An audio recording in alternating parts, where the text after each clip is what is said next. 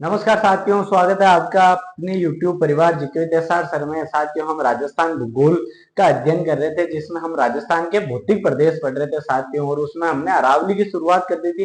अरावली की जो मुख्य विशेषता थी उसके बारे में हमने शुरुआत में ही चर्चा कर ली थी साथियों। उसके बाद में प्रमुख चोटियों के बारे में, उनकी प्रमुख गौण पहाड़ियों के बारे में हमने कल की क्लास तक सारी बातें कर ली थी साथियों। आज की क्लास में हम जानेंगे अरावली के विशेष तथ्यों के बारे में। अगर आपने क्लास की शुरुआत कर दी है साथियों, तो एक बार चैनल को सब्सक्राइब कर दो आप, और वीडियो को लाइक कर दो, और एंड तक सेशन को जरूर देखना साथियों। और आपको पसंद आए तो कमेंट बॉक्स में अपना रिव्यू जरूर दें। कमेंट बॉक्स में आपका अपना नाम लिखकर आप हमें जरूर बताइए साथियों। तो हम क्या पढ़ रहे थे? राजस्थान के भौतिक प्रदेश। क्या पढ़ रहे थे? राजस्थान के भौतिक भौतिक प्रदेश। राजस्थान के भौतिक प्रदेशों में हम क्या पढ़ रहे थे? अरावली। क्या पढ़ रहे थे? अरावली। अरावली को देखो, हमने अगर हम अरावली का रिवीजन करें कि पूरा हमने क्या क्या पढ़ा था, तो साथियों देखो, अरावली की बात करें तो अरावली में, अरावली को कहते क्या क्या है? अरावली को क्या कहते हैं? आदिवासियों की शरण स्थली। क्या कहते हैं? आदिवासियों की शरण स्थली कहते हैं अरावली। अरावली की सबसे ऊंची चोटी कौन सी है? गुरु शिखर।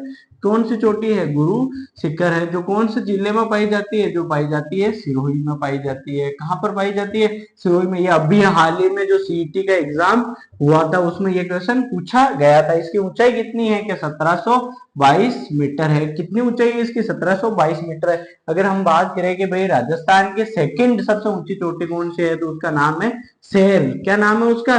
शेर। और ये कहां पर है? ये भी सिरोही में है साथियों। ये कहां पर है? ये भी सिरोही में। इसकी ऊंचाई कितनी है? 1597 मीटर। कितनी है इसकी ऊंचाई? 1597 मीटर। अगर हमने सारी अरावली की बात करें तो अरावली को अध्ययन की दृष्टि से कितने भागों में बांटा जाता है? 3 भागों में बांटा जाता है। पहला कौन सा है? उत्तरी अरावली।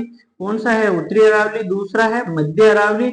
दूसरा है मध्य अरावली। और तीसरा है दक्षिणी अरावली। कौन सा है तीसरा? दक्षिणी अरावली। आपको पता है कि भाई उत्तरी अरावली की सबसे ऊंची चोटी कौन सी है?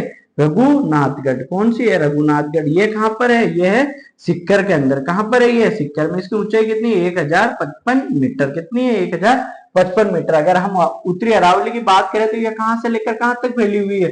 ये फैली हुई है झुंझुनू से लेकर जयपुर तक। कहां तक फैली हुई है? झुंझुनू से लेकर जयपुर तक। अगर हम मध्य अरावली की बात करें तो ये कहां से कहां तक है? ये है जयपुर से अजमेर तक। कहां तक? जयपुर से अजमेर तक। इसकी सबसे ऊंची चोटी कौन सी है? गोराम जी, या इसी को क्या कहते हैं? टोल्ड गढ़। ये कहां पर है? ये अजमेर में है। हम बात करें दक्षिणी अरावली कहां तक है, तो ये है राजसमंद से लेकर, कौन सा संबंध? राजसमंद से लेकर सिरोही तक है। कहां तक है? राजसमंद से लेकर सिरोही तक। इसकी सबसे ऊंची चोटी कौन सी है? इसकी सबसे ऊंची चोटी है गुरु शिखर है। इसकी सबसे ऊंची चोटी कौन सी है?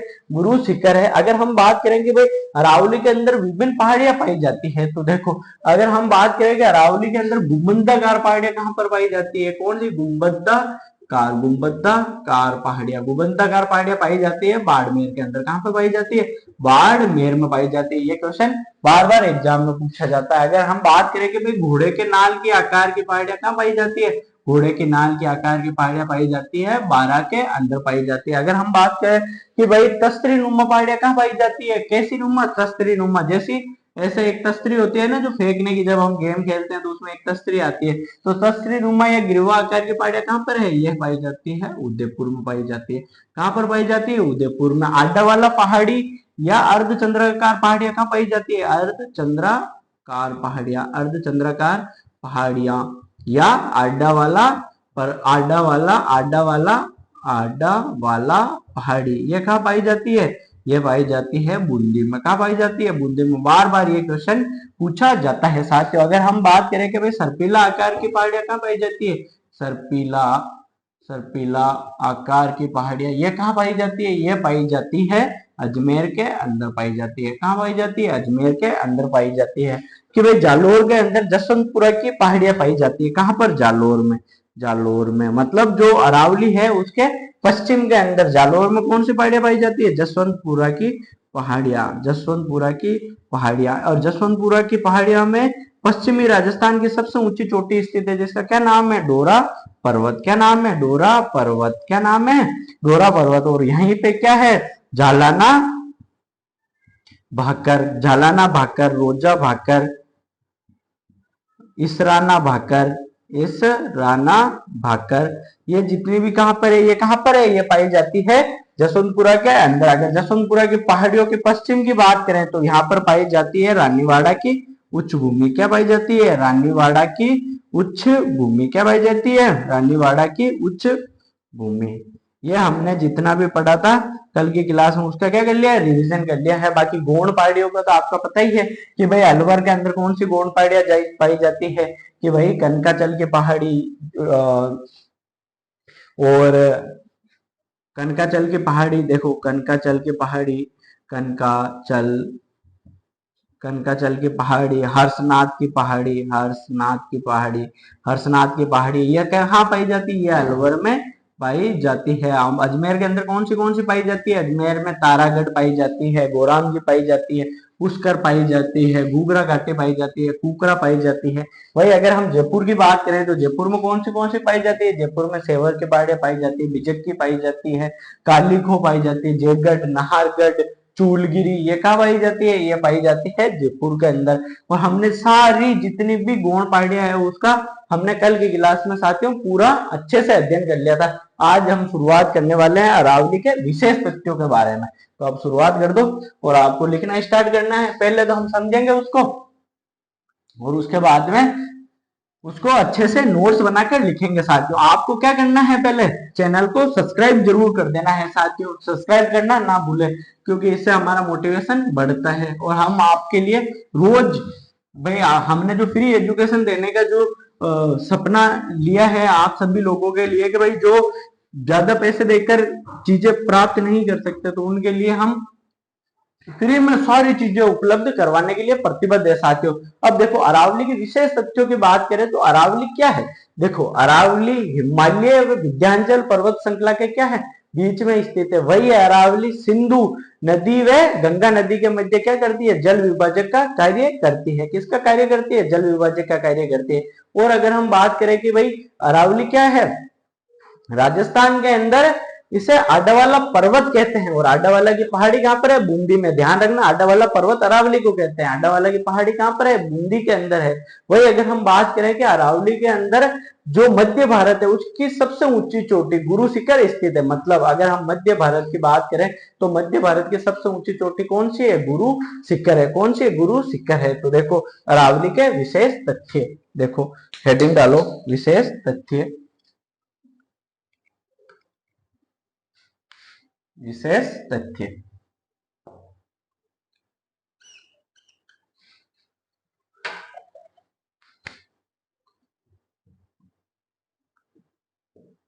विशेष तथ्य, ये हम किसकी बात कर रहे हैं? अरावली की बात कर रहे हैं। देखो पहला अरावली, अरावली हिमालय, हिमालय व विंध्याचल, विंध्याचल पर्वत श्रृंखला, विंध्याचल पर्वत श्रृंखला, श्रृंखला के मध्य, के मध्य स्थित, मध्य स्थित है। अब देखो नेक्स्ट अरावली, अरावली, अरावली सिंधु नदी, सिंधु नदी व गंगा नदी,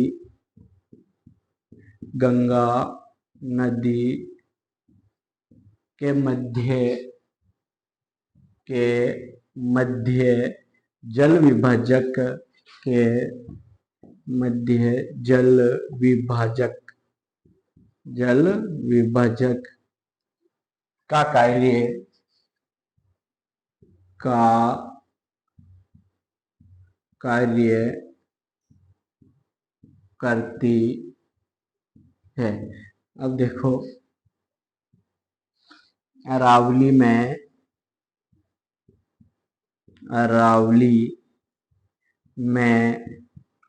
मध्य भारत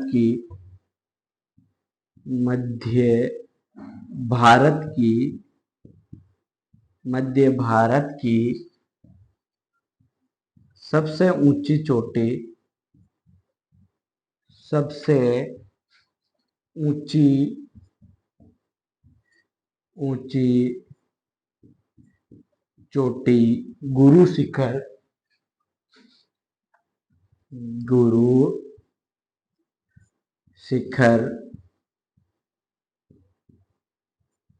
गुरु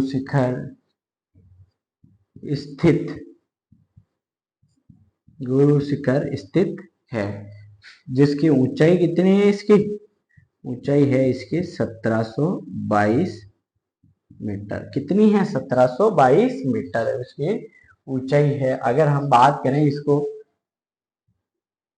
अरावली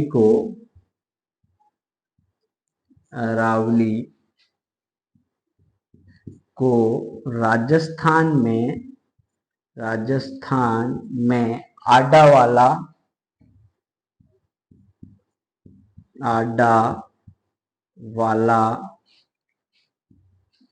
पर्वत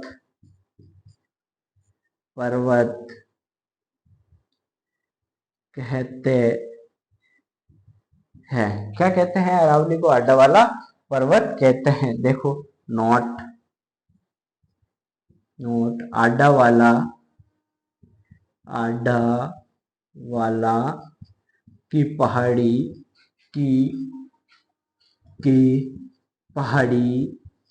पहाड़ी बूंदी में है। कहां पर है? बूंदी में है। लिखो जल्दी से। देखो विशेष तथ्य की बात करें तो अरावली हिमालय व विंध्याचल पर्वत श्रृंखला के मध्य स्थित है। अगर हम बात करें कि अरावली सिंधु नदी व गंगा नदी के मध्य जल विभाजक का कार्य करती है। किन के मध्य जल विभाजक का कार्य करती है? सिंधु नदी व गंगा नदी के मध्य जल विभाजक का कार्य करती है। अरावली में मध्य भारत की सबसे ऊंची चोटी गुरु शिखर स्थित है, जिसकी ऊंचाई है 1722 मीटर। अगर हम बात करें कि अरावली को राजस्थान में आडा वाला पर्वत कहते हैं और आडा वाला की पहाड़ी कहां पर है? बूंदी में स्थित है। साथ ही एक बार जल्दी से इसको लिख लो या इसके स्क्रीनशॉट ले लो। जल्दी लिख लो इसको।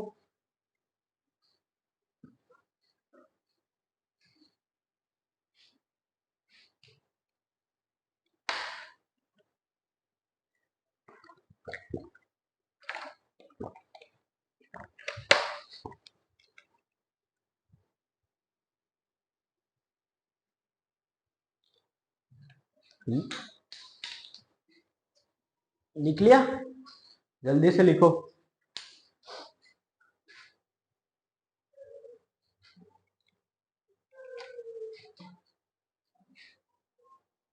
लिखो जल्दी लिखो।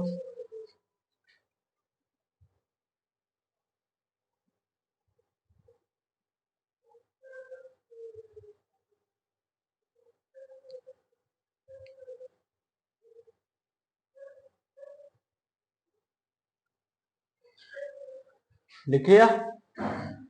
जल्दी से लिख लो इसको।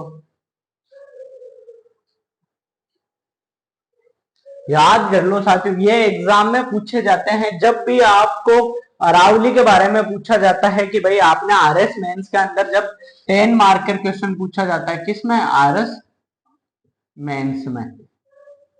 आरएस मेंस होता है, उसमें 10 नंबर का जो क्वेश्चन पूछा जाता है उसके अंदर ये आपको 4 लाइनें छाप के आनी है, तो आपको क्या मिल जाएंगे? अच्छे खासे नंबर मिल जाएंगे। और भी आपको इसमें चीजें ऐड करनी पड़ेगी, लेकिन अगर ये 4 लाइनें आप लिखते हो तो एग्जामिनर एकदम आपसे क्या होगा? प्रभावित तो होगा।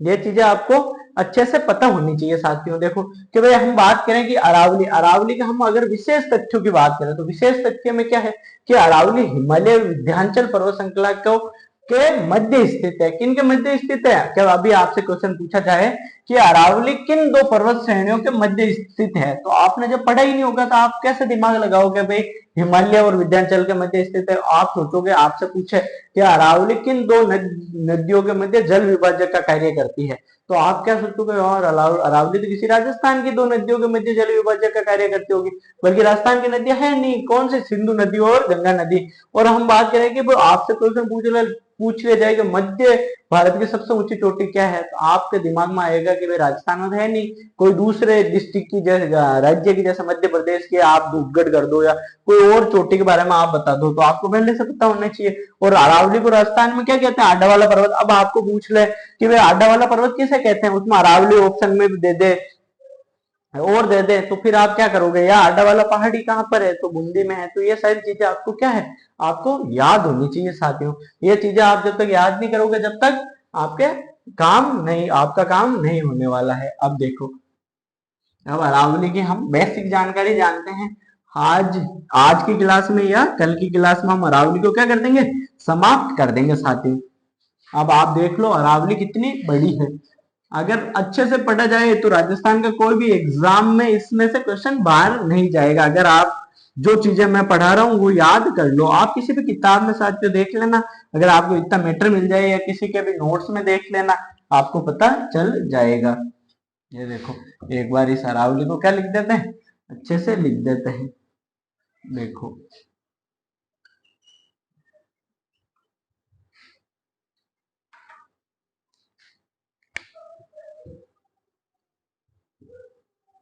अरावली, अरावली। अब देखो अरावली के अंदर जलवायु कौन सी है, सबसे पहले हम बात करेंगे अरावली में कौन सी जलवायु पाई जाती है। अरावली में कौन सी है मृदा है, तो अरावली में कौन सी मृदा है, अरावली में कितने वर्षा होती है, कितनी वर्षा होती है, जनसंख्या कितनी है, अरावली में जनसंख्या कितनी है, अरावली का क्षेत्रफल कितना है, क्या अरावली का क्षेत्रफल कितना है, अरावली मृदा वर्षा जनसंख्या क्षेत्रफल वनस्पति, वनस्पति अरावली में कौन सी वनस्पति है।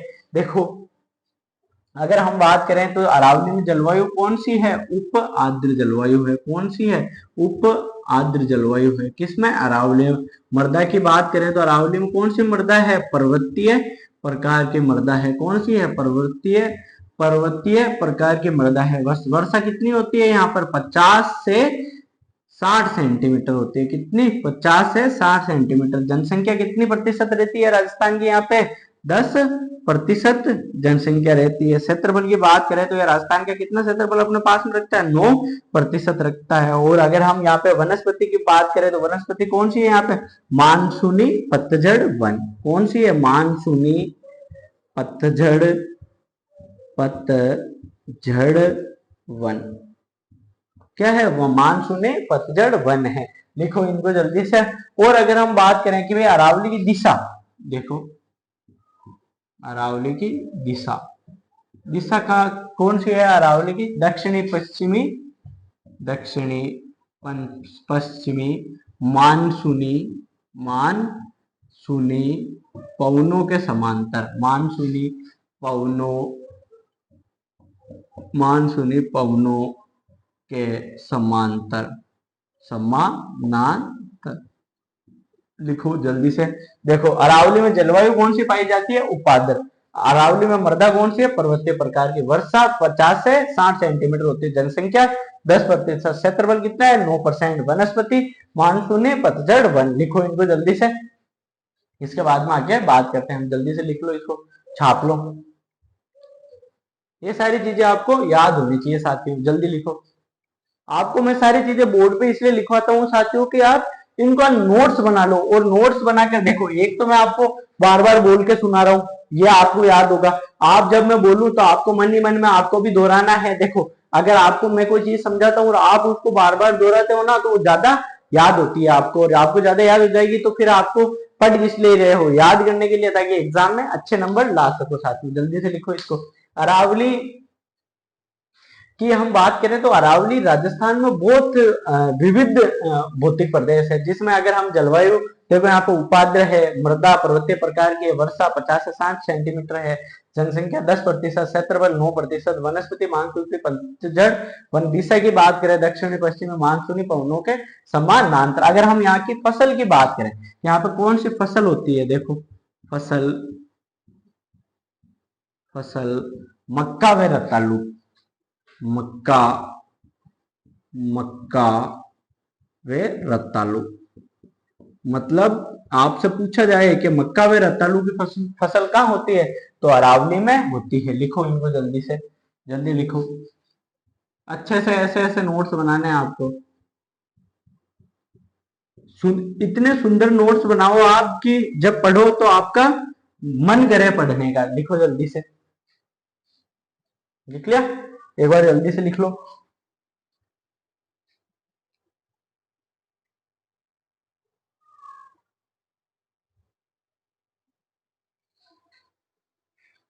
लिख लिया, जल्दी से लिख लो। एक और लिख लो इसमें खनिज, क्या अरावली में खनिज कौन से पाए जाते हैं, देखो खनिज, अरावली में खनिज पाए जाते हैं धात्विक खनिज,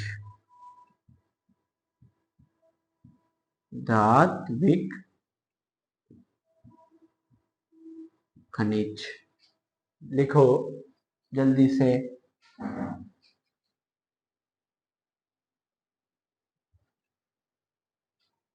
लिख लिया। मैं आपको टाइम देने का ये तात्पर्य होता है साथियों कि आप जल्दी से जल्दी इनको लिख लो और उतार लो। आपको ये सारी चीजें साथियों फ्री में कोई प्रोवाइड नहीं करवाने वाला, आप कहीं भी जाके देख लेना। राजस्थान भौतिक प्रदेश की आज हमारी 8वीं क्लास है, जिसके अंदर हमने अभी तक क्या नहीं करा है, अरावली को खत्म नहीं करा है। मतलब अपनी अरावली शायद कल की क्लास में समाप्त हो जाएगी, लेकिन आप सोचोगे हमने 9 क्लासों में अरावली पढ़ा है और लगभग कितने पेज पढ़े हैं हमने, अगर आप भी ये तक आपने लिखे होंगे तो कम से कम हमने 12 से 13 पेज तो लिख लिए हैं। और हमारी अरावली समाप्त होगी जब 15 से 16 पेज हो जाएंगे हमारे। मतलब एक भौतिक प्रदेश के बारे में हमने कितना मैटर लिख लिया है, 16 पेजों का, और उसमें हमने किसी भी चीज को क्या नहीं रखा है, बाकी नहीं रखा है। मतलब अगर आप अच्छे से पढ़ोगे तो आपका कुछ भी बाकी नहीं रहेगा। मतलब आप राजस्थान में किसी भी एग्जाम की तैयारी करते हो, चाहे कोई सा भी हो, चाहे आरएस हो, सबसे बड़ा राजस्थान में किसका एग्जाम होता है, आरएस का। अगर इसके मेंस की तैयारी कर रहे हो तो उसमें भी ये जो मैटर है ये क्या है, सफिशियंट है आपके लिए।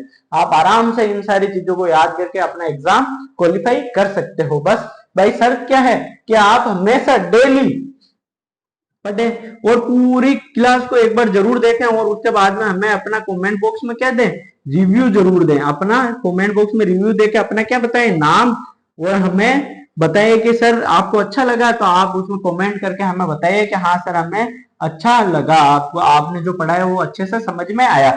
अगर आप सोचो साथियों कि अब जलवायु है, ये उपाद्र है, ये मृदा पर्वतीय प्रकार की, वर्षा 50 से 60 सेंटीमीटर, जनसंख्या 10%, क्षेत्रफल 9%, वनस्पति मानसूनी पतझड़ वन, दिशा कौन सी, दक्षिण पश्चिमी मानसूनी पवनों के समांतर, फसल मक्का व रतालू की, खनिज धातु खनिज है। अब ये बताओ साथियों कि ये कोई हमारे हिस्ट्री का पार्ट है नहीं भाई, ये बात बताओ, हम राजस्थान ज्योग्राफी पढ़ रहे, ये कोई हिस्ट्री है नहीं, और ना ही क्या है ये आर्ट एंड कल्चर, तो इसमें कोई कहानियां बताने जैसी, या मैं अच्छे तो आपको ऐसे बताऊं तो वो आपका सिर्फ टाइम वेस्ट होगा साथियों। मैं आपका टाइम वेस्ट नहीं करना चाहता। अब इनको क्या करना है, मैं आपको अच्छे से समझा सकता हूँ, वो आपको उसको समझना है और नोट्स बनाना है और लिखना है। भाई मैं अगर 4-5 किताबें पढ़ के आपको लिखवा रहा हूँ तो ये चीजें आपके क्या है, फायदेमंद और सफिशियंट है हाँ, किसी भी एग्जाम के लिए। अब देखो आगे, अब हम बात करते हैं आगे कि अरावली का गर्भगृह किसे कहते हैं।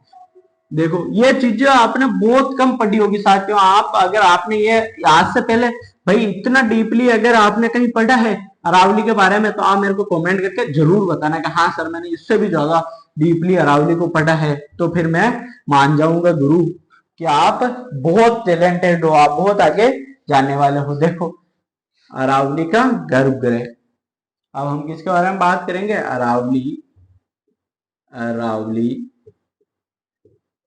अरावली का गर्भगृह, गर्भगृह सर्वाधिक विस्तार, सर्वाधिक विस्तार सर्वाधिक संकीर्ण संकीर्ण देखो अरावली में ऊंचाई पर स्थित शहर या जिला जिला और न्यूनतम ऊंचाई पर स्थित, क्या आ गया, और एक और आएगा साथियों, ये यहाँ पे इसके आगे लिख लेना आप, न्यूनतम ऊंचाई पर स्थित, न्यूनतम ऊंचाई पर स्थित, ऊंचाई पर स्थित जिला, जिला लिखो। देखो अरावली का गर्भगृह किसे कहते हैं, देखो अरावली का गर्भगृह अरब सागर को, अरब सागर को, सागर को, इसका तात्पर्य क्या है कि अरावली कहां से निकलती है, अरब सागर के अंदर से प्रकट होती है। अरावली का सर्वाधिक विस्तार कहां पर है, अरावली का सर्वाधिक विस्तार उदयपुर में है, कहां पर है, उदयपुर में है। अरावली सर्वाधिक संकीर्ण कहां पर, मतलब पतली पतली घाटियां, बिल्कुल छोटी छोटी घाटियां, वो कहां पर है, ये है अजमेर में, मतलब सर्वाधिक छोटी है अजमेर में। कौन सा मेर, अजमेर में। अगर हम बात करेंगे अरावली पर सबसे ऊंचाई पर स्थित शहर कौन सा है, माउंट आबू। कौन सा शहर है, माउंट आबू, आबू। और ऊंचाई पर स्थित जिला कौन सा है, सिरोही। कौन सा रोही, सिरोही, सिरोही। और न्यूनतम ऊंचाई पर स्थित जिला कौन सा है, अजमेर। कौन सा है, अजमेर। अब देखो, देखो जल्दी से इनको एक बार ऐसे कैसे आपको लिखना है, इसके बाद में हम बात करते हैं कि अरावली का सर्वप्रथम अध्ययन किसने करा था। इसको लिख तो जाओ और इसमें आगे लिखना फिर, अरावली का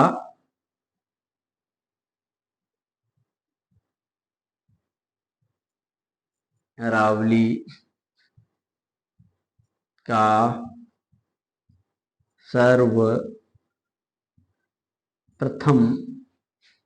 अध्ययन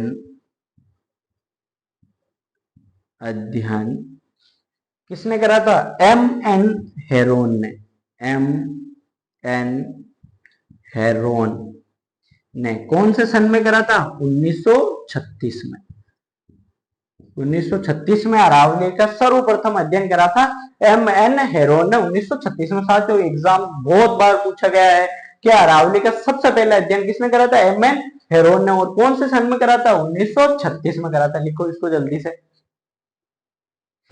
जल्दी लिखो।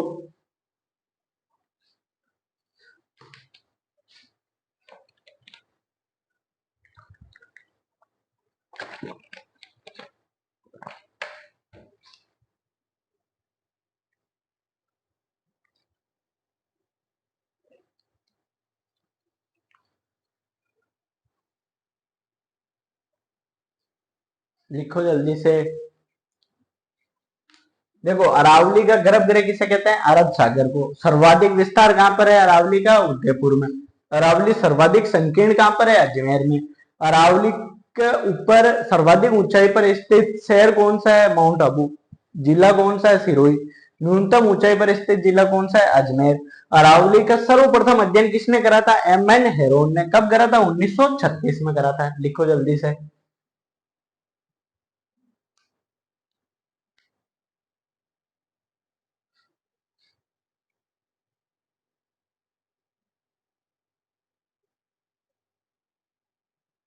जल्दी लिख लो इसको। ये चीजें आपको याद होनी चाहिए साथियों। मैंने कितने फैक्ट अरावली के बारे में आपको लिखवा दिए हैं। ये सारे के सारे फैक्ट आपको मुख जबानी याद होने चाहिए। आपको जब भी बोले कि अरावली का गर्भगृह किसे कहते हैं, तो अरावली का गर्भगृह किसे कहते हैं, अरब सागर को कहते हैं। अरावली का सर्वाधिक विस्तार कहाँ पे है, उदयपुर में है। अरावली सर्वाधिक संकीर्ण कहाँ पे है, अजमेर में है। कहाँ पर है, अजमेर में। अरावली पर सर्वाधिक ऊंचाई पर स्थित शहर कौन सा है, माउंट आबू है। कौन सा है, माउंट आबू है। अरावली में सर्वाधिक ऊंचाई पर स्थित जिला कौन सा है, सिरोही है। न्यूनतम ऊंचाई पर स्थित जिला कौन सा है, अजमेर है। कौन सा, अजमेर है। अरावली का सर्वप्रथम अध्ययन किसने करा था, एम एन हेरोन ने करा था। किसने करा था, एम एन हेरोन ने। कौन से सन में करा था, 1936 में करा था। कौन से सन में करा था, 1936 में करा था। अब देखो,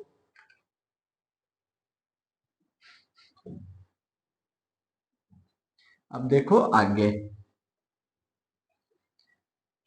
अच्छे से समझ में आ रहा होगा साथियों आपको।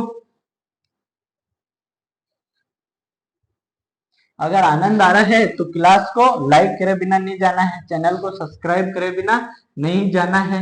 जल्दी से जल्दी साथियों 1K के ऊपर पहुंचा दो चैनल को, जब जितना जल्दी हो सके अपने साथियों से, सबसे जितने भी आपके मिलने वाले हैं, आपको सेशन पसंद आता है तो सभी से आप चैनल को सब्सक्राइब जरूर कराइए साथियों। अब देखो अरावली का, देखो अरावली, अरावली का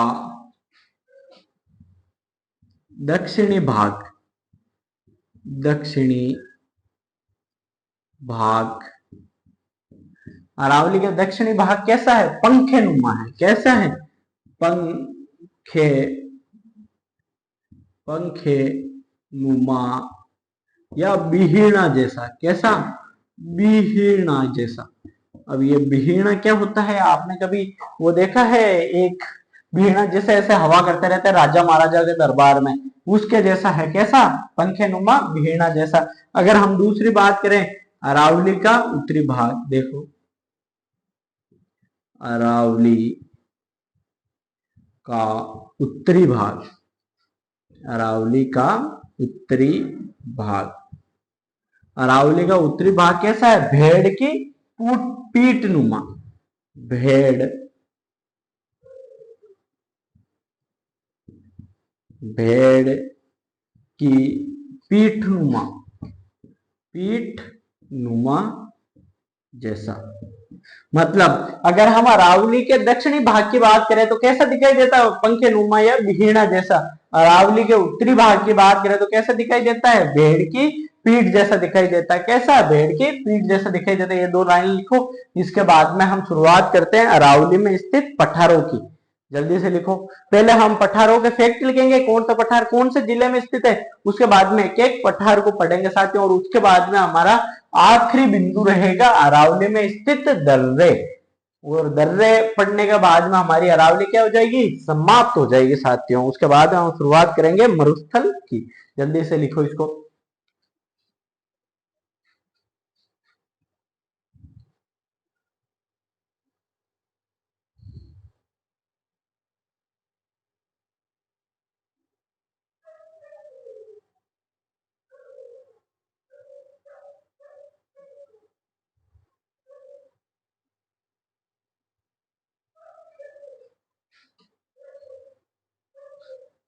लिख लिया? लिख लिया होगा। अब देखो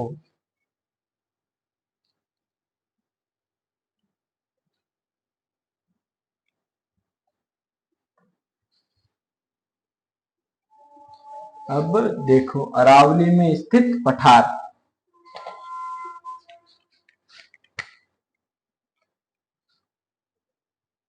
अरावली में स्थित पठार, अरावली में स्थित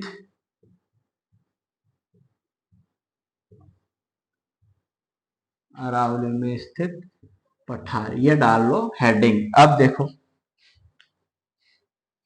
पहले एक बार अपन शॉर्ट में लिख लेते हैं इनको सारे को, उसके बाद में हम आगे बात करते हैं। देखो अरावली में स्थित पठार कौन से हैं? सबसे पहले उड़िया, उड़िया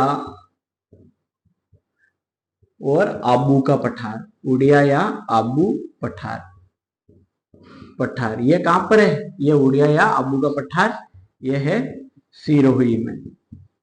कहां पर है? सिरोही में। अब देखो मैसा, मैसा या मान दशहरा, मान दशहरा पठार, पठार पठार ये कहां पर है? यह है चित्तौड़ में। कहां पर है? चित्तौड़ में। अब देखो चिड़िया टूक पठार, चिड़िया, चिड़िया टूक, टूक पठार, चिड़िया टूक पठार कहां पर है? यह है जोधपुर में। कहां पर है? जोधपुर में है। अब देखो भोमट, भोमट, भोमट का पठार कहां पर है? भोमट का पठार है डूंगरपुर, सॉरी डूंगरपुर प्लस उदयपुर में। कहां पर है? डूंगरपुर व उदयपुर में है। अगर हम बात करें काकनवाड़ी का पठार व क्रास का पठार, क्रास का पठार, ये कहां पर है? ये है अलवर में। कहां पर है? अलवर में है। अब देखो और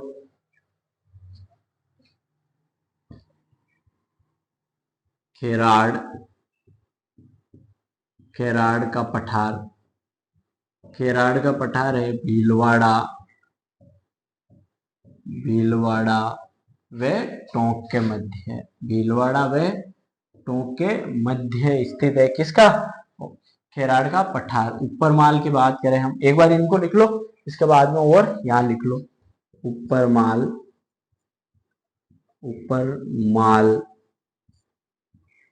का पठार, ऊपर माल का पठार कहां पर है? भीलवाड़ा व चित्तौड़गढ़ के मध्य, भीलवाड़ा व चित्तौड़गढ़ के मध्य है। और देखो लिखो जल्दी से इनको, एक और लिखो यहाँ पे, लसाड़िया पठार, लसाड़िया पठार कहां पर है? उदयपुर में। एक और है उदयपुर में, दशहरो का पठार, ये भी कहां पर है? उदयपुर में है। कहां पर है? उदयपुर में है। भोराट का पठार, देखो भोराट का पठार, यह कहां पर है? उदयपुर प्लस राजसमंद के मध्य। लिखो इनको जल्दी से। एक बार पहले तो हमने इनका ये भाई सीधे फैक्ट के रूप में लिख लिया कि भाई आपको एक बार ये सीधे एक बार देख लिया आपने, ये याद होगा आपके दिमाग में। एग्जाम में कई बार क्वेश्चन पूछा जाता है कि भाई उड़िया और आबू का पठार कहां पर स्थित है? तो सिरोही में स्थित है। मैसा पठार या मान दशहरा पठार कहां पर है? चित्तौड़ में स्थित है। ऊपर माल का पठार कहां है? भीलवाड़ा में, चित्तौड़गढ़ के मध्य। लसाड़िया का पठार कहां पर है? उदयपुर में। दशहरों का पठार कहां पर है? उदयपुर में। खेराड़ का पठार कहां पे? भीलवाड़ा व टोंक में। बोराट का पठार कहां है? उदयपुर व राजसमंद में। चिड़िया टूक पठार कहां पे है? जोधपुर में। भोमट का पठार कहां पर है? डूंगरपुर व उदयपुर में। काकनवाड़ी का पठार या क्रास का पठार कहां पे है? अलवर में। ये आपको सारे पठार एक बार आपको याद हो गए साथियों। अब आपने याद कर लिए तो अब आपको क्या करना है? अब हम एक एक पठार को पढ़ लेंगे। सबसे पहले कि राजस्थान का सबसे ऊंचा पठार कौन सा है, सेकंड पे कौन सा है, थर्ड पे कौन सा है, इनकी क्या क्या विशेषता है वो हम पढ़ लेंगे। एक बार आपको ये पहले बेसिक में याद होना बहुत ज्यादा जरूरी है कि ये पठार कहां पर है। ये सारे के सारे अरावली में स्थित पठार है साथियों। एक बार जल्दी से आपको जैसे ऐसे कैसे लाइन बना के इनको सारों को लिखना है। जल्दी से लिखो।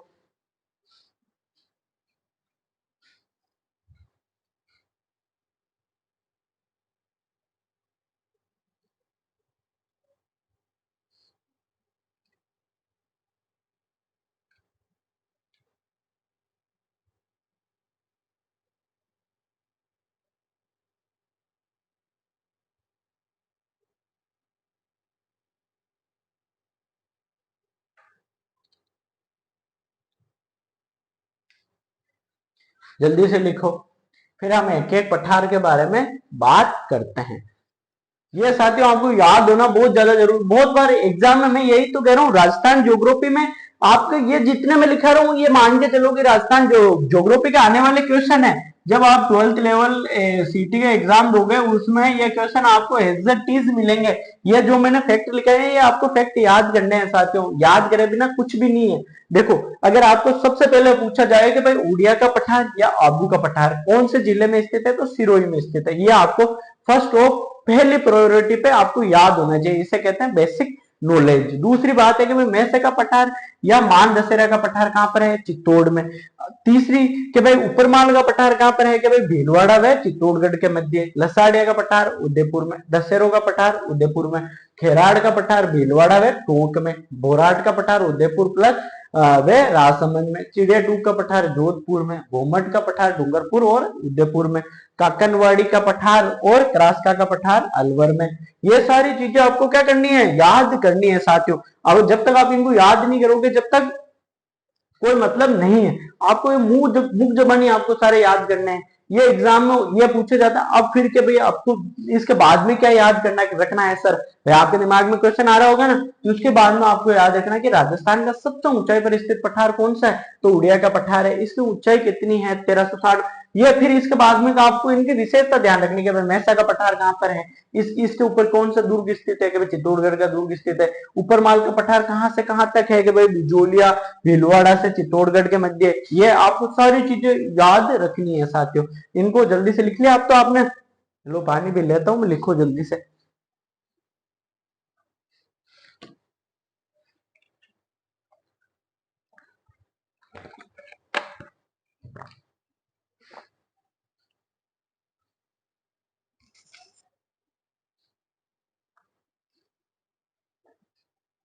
लिख लिया। अब तो देखो ये चीजें आपको याद करनी ही करनी है, ऐसे नहीं आप इनको ऐसे हवा में उड़ा दो साथियों। ये एकमात्र ये चीजें हैं जो आपको मुख जबानी याद होगी तो आप एग्जाम में अपना प्रदर्शन बेहतर कर पाओगे।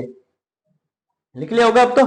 ये चीजें आप जब तक याद नहीं करोगे ना साथियों, कोई मतलब नहीं है। मतलब ये चीजें वह है जो एग्जाम में मोस्ट इंपोर्टेंट है। मतलब क्या है, मोस्ट इंपोर्टेंट। मैं आपको ये बार बार इसलिए कह रहा हूं कि भाई आप इसको जोड़ दे के पढ़ो, इनको याद करो। ये सारी चीजें मैं आपको बार बार पढ़ा रहा हूं तो आपको क्या करना है, इनको याद करना है। जैसे देखो उड़िया का पठार या आबू का पठार कहाँ पे, सिरोही में स्थित है। महसा पठार मान दशहरा पठार कहाँ पर है, चित्तौड़गढ़ में है। ऊपरमाल का पठार कहाँ पे है, भीलवाड़ा व चित्तौड़गढ़ में स्थित है। लसाड़िया का पठार दशहरो पठार कहाँ पर है, उदयपुर में स्थित है। खेराड़ का पठार कहाँ पर है, भीलवाड़ा व टोंक में स्थित है। बोराड का पठार कहाँ पर है, उदयपुर व राजसमंद में स्थित है। चिड़िया टोक पठार कहाँ पर है, जोधपुर में स्थित है। बोराड भोमट का पठार कहाँ पे है, डूंगरपुर व उदयपुर में है। काकनवाड़ी का पठार और क्रास्का का पठार कहाँ पर है, अलवर में है। ये सारी चीजें आपको याद होनी चाहिए। मैं बार बार आपको इसलिए दोहरा रहा हूं, मैं जितनी बार बोलूं साथियों उतनी बार भी आपको बोलना है। जब तक आप नहीं बोलोगे आपको याद नहीं होने वाला है। आपको बार बार दोहराना है, किसी चीज को बार बार दोहराना है, तभी आपको यह याद होगी साथियों। क्या करना है, बार बार दोहराना है इनको। और आपको अपने माँ बाप का सपना पूरा करने के लिए क्या करना पड़ेगा, मेहनत तो करनी ही पड़ेगी। एक ही चीज को बार बार दोहराओ साथियों, बार बार दोहराओ आप। अभी मैंने आपको ये सारा पठार लिखा दिया एक ही पेज में, अब आपको इसको 5 बार पढ़ो, ये ऑटोमेटिक याद हो जाएंगे साथियों। ऐसा कुछ नहीं है। अगर आप किसी चीज को जब तक अपने मन से नहीं करोगे, जब तक वो आपसे दूर भागेगी। अगर जिस दिन आपने मन से करना स्टार्ट कर दिया, वो चीजें आपको बहुत आसान लगने लग जाएगी। अब देखो सबसे पहले हम बात करेंगे किसके, कौन से पठार की, उड़िया के पठार की। देखो उड़िया, उड़िया का पठार, उड़िया का पठार ये कहां पर स्थित है, ये स्थित है सिरोही में। कहां पर स्थित है ये, सिरोही में, सिरोही में। अब देखो ये राजस्थान का सबसे ऊंचा पठार है। क्या है, राजस्थान का सर्वाधिक ऊंचाई पर स्थित पठार। सर्वाधिक, सर्वाधिक ऊंचाई पर, ऊंचाई पर स्थित पठार, स्थित पठार। कितनी ऊंचाई है इसकी, इसकी ऊंचाई है 1360 मीटर। कितनी ऊंचाई है इसकी, 1360 मीटर। अब ध्यान दो, ये हो गया अपना राजस्थान का पहले नंबर का पठार जो सबसे ऊंचाई पर स्थित है। अब देखो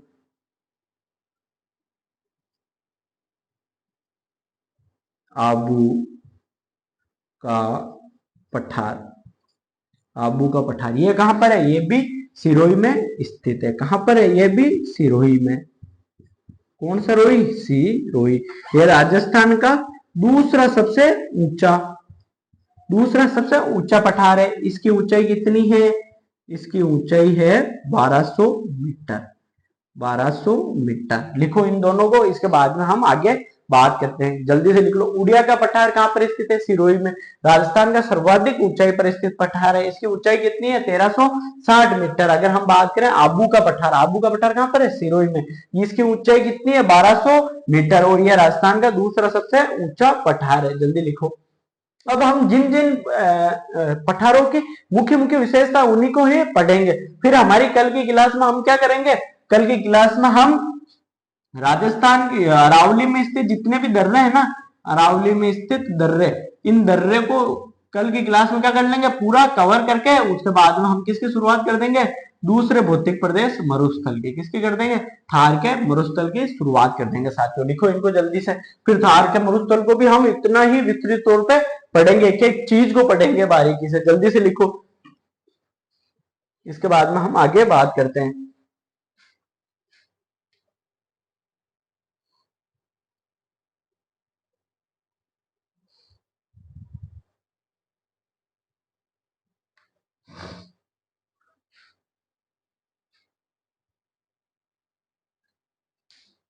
लिख लिया? जल्दी से लिख लो। इसमें 2 लाइनें तो लिखनी है साथियों, लिख लिया होगा अब तो। देखो,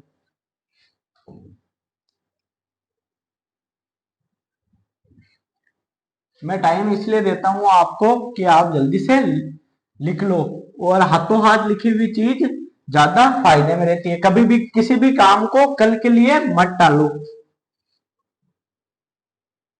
बोराट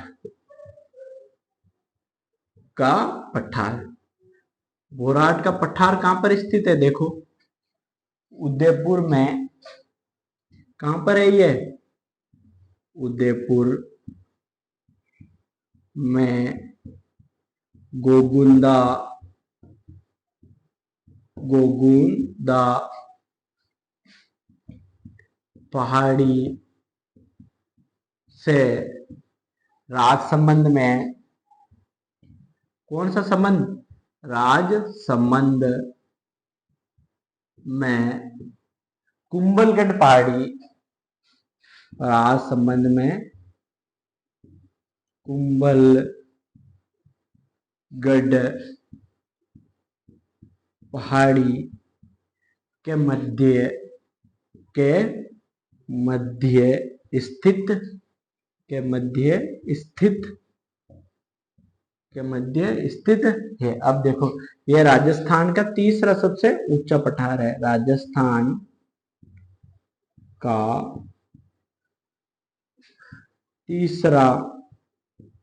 तीसरा सबसे ऊंचा पठार, तीसरा सबसे ऊंचा पठार। ऊंचाई कितनी है इसकी? इसकी ऊंचाई है 1125 मीटर। कितनी ऊंचाई है इसकी? 1125 मीटर। अब देखो, इसकी सबसे ऊंची चोटी, इसकी सबसे ऊंची चोटी, ऊंची चोटी,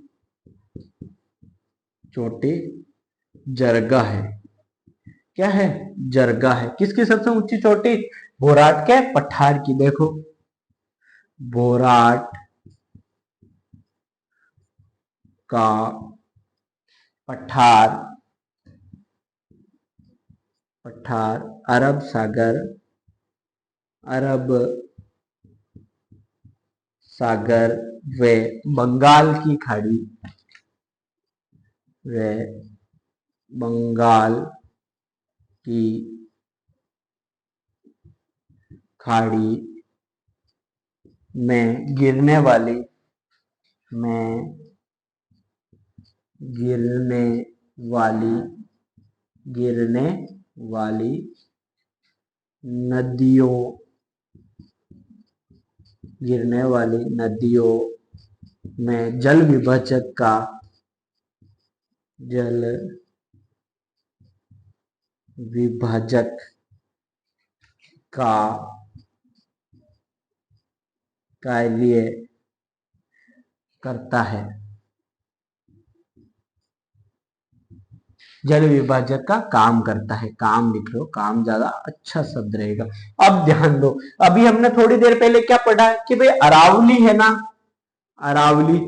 अरावली किन के मध्य जल विभाजक का कार्य करती है? वो करती है सिंधु नदी व गंगा नदी के मध्य। वही अगर हम बात करें कि भाई बंगाल की खाड़ी, बंगाल की खाड़ी और अरब सागर, और अरब सागर के मध्य जल विभाजक का कार्य कौन करता है? अरब सागर के सागर में गिरने वाली नदियों के मध्य जल विभाजक का कार्य कौन करता है? बोराट का पठार करता है। देखो बोराट का पठार कहां पर स्थित है? उदयपुर में गोगुंदा पहाड़ी से राजसमंद में कुंभलगढ़ पहाड़ी के मध्य स्थित है। यह राजस्थान का तीसरा सबसे ऊंचा पठार है। इसकी ऊंचाई कितनी? 1125 मीटर है। इसकी सबसे ऊंची चोटी कौन सी है? जरगा है। यह बोराट का पठार अरब सागर व बंगाल की खाड़ी में गिरने वाली नदियों के मध्य जल विभाजक का कार्य करता है। लिखो इसको जल्दी से, ये चीजें आपको याद होनी चाहिए साथियों, जल्दी से लिख लो इनको।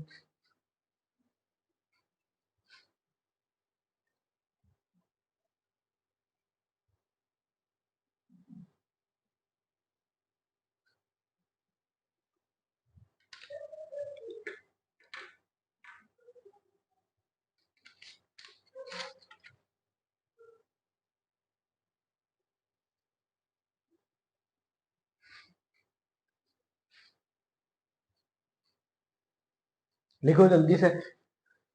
एक एक पठार की उसकी ऊंचाई कितनी है साथियों, हमने एक एक बिंदु को कवर करा है जितना हो सकता है। हमने सारी चीजें, ये सारे फैक्ट, देखो बोराट का पठार अरब सागर में बंगाल की खाड़ी में गिरने वाली नदियों के मध्य किसका काम करता है? जल विभाजक का। ये मोस्ट इंपोर्टेंट है साथियों। क्या है? Most important. ये इसको आप मोस्ट इंपोर्टेंट लगा लेना, ठीक है। और इसमें देखो बोराट का पठार एक बार फिर से पढ़ लो, जैसे मैं बार बार बोलता हूं वैसे आपको बार बार याद करना है। बोराट का पठार देखो उदयपुर में गोगुंदा की पहाड़ी से राजसमंद में कुंभलगढ़ की पहाड़ी के मध्य स्थित है। यह राजस्थान का तीसरा सबसे ऊंचा पठार है। इसकी ऊंचाई कितनी? 1125 मीटर है। इसकी सबसे ऊंची चोटी कौन सी है? जरगा है। बोराट का पठार अरब सागर में बंगाल की खाड़ी में गिरने वाली नदियों के मध्य क्या करता है? जल विभाजक का कार्य करता है। जल्दी से लिख लो इसको या स्क्रीनशॉट ले लो, जल्दी लिखो।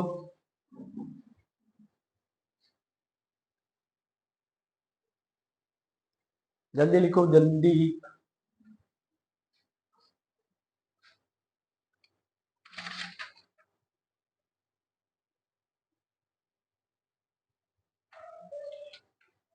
लिख लिया? अब देखो,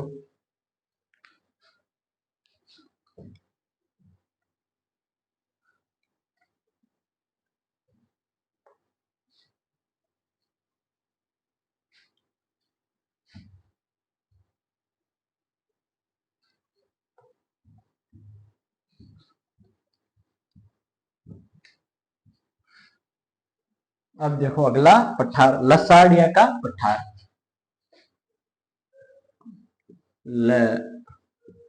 लसाड़िया, लसाड़िया सही दिख तो रहा है ना? अच्छे से लिख लेते हैं।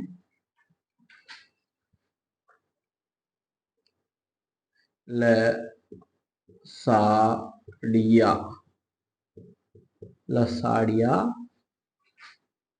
का पठार, लसाड़िया का पठार। यह कहां पर है? यह है उदयपुर में। कहां पर है? यह है उदयपुर में। उदयपुर में देखो, उदयपुर में यह जयसमंद, कौन सी झील? जयसमंद झील, झील के पूर्व में स्थित है। कहां पर? जयसमंद झील के पूर्व में स्थित, पूर्व में स्थित है। अब देखो अरावली का, अरावली, अरावली का सर्वाधिक, अरावली का सर्वाधिक कटा फटा भाग, अरावली का सर्वाधिक कटा फटा भाग कौन सा है? यह है लसाड़िया का पठार। लिखो जल्दी से इसको, इसके बाद में बात करते हैं ऊपर मान का पठार।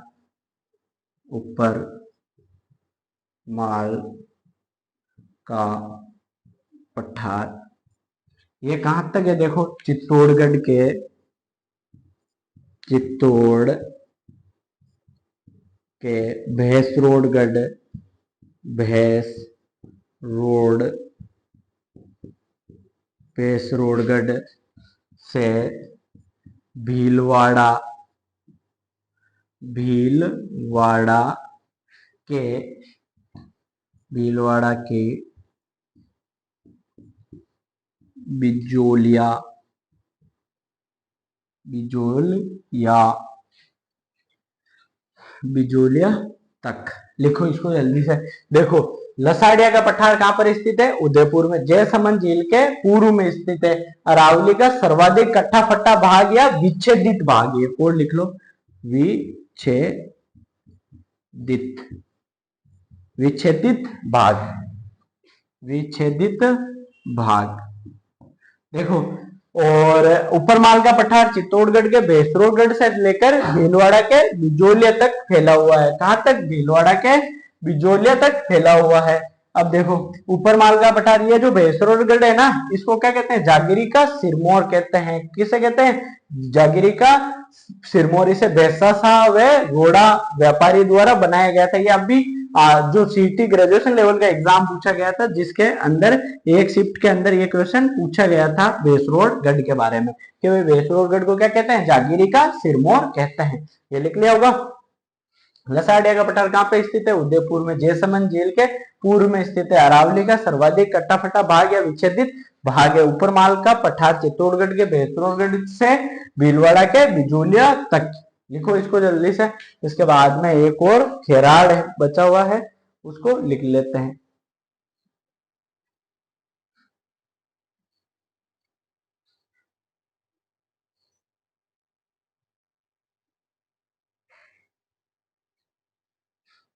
जल्दी लिखो।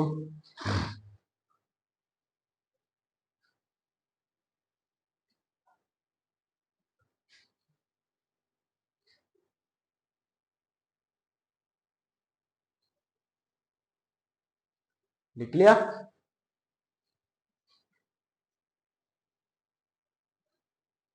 एक चीज को कम से कम 2-3 बार पढ़ो साथियों, जब भी जाकर वो क्या होगी, आपको याद होगी। लसाड़िया का पठार कहां पर है, उदयपुर में। जयसमंद झील के पूर्व में स्थित है। अरावली का सर्वाधिक कट्टा फट्टा भाग या विच्छेदित भाग है। ऊपरमाल का पठार चित्तौड़गढ़ के भैंसरोडगढ़ से भीलवाड़ा के बिजोलिया तक फैला हुआ है। लिख लिया।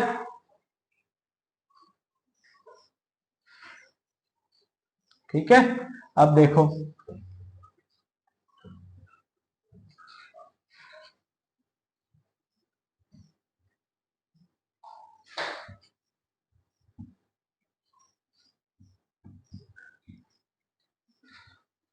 अब कौन सा पढ़ेंगे हम, खेराड़ का पठार।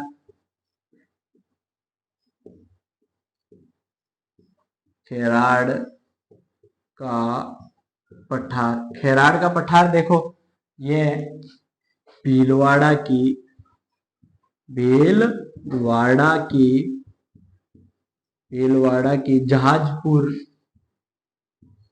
भीलवाड़ा की जहाजपुर तहसील से टोंक के मध्य स्थित है। कहां पर, टोंक के मध्य, मध्य, मध्य स्थित है। कौन सा, खेराड़ का पठार। अब देखो एक और, मैसा का पठार, मैसा का पठार। मैसा का पठार पर क्या स्थित है, चित्तौड़,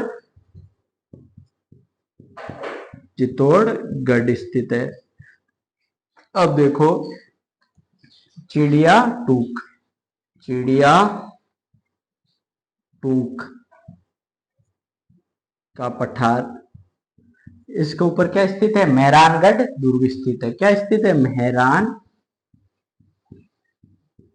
मेहरानगढ़ स्थित है। क्या स्थित है, मेहरानगढ़ स्थित है। देखो खेराड़ का पठार कहां पर है, भीलवाड़ा के जहाजपुर तहसील से टोंक के मध्य स्थित है। मैसा का पठार कहां पर है, चित्तौड़गढ़ के।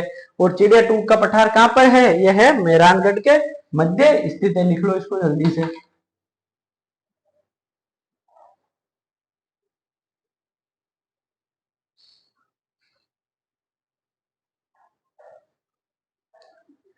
जल्दी लिखो।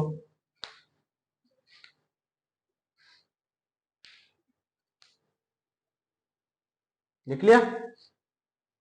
ठीक है साथियों, आज हमारे ये सारे पठार हमने कंप्लीट कर लिया। कल की क्लास में हम अरावली के दर्रे हैं वो कंप्लीट करके फिर मरुस्थल की शुरुआत कर देंगे। जब तक अपना ख्याल रखें, बड़ों का सम्मान करें, छोटों को प्यार दे, अपना व्यक्तित्व इस प्रकार से विकसित करें कि महिलाएं आपके साथ में सुरक्षित महसूस करें। साथियों, जय हिंद।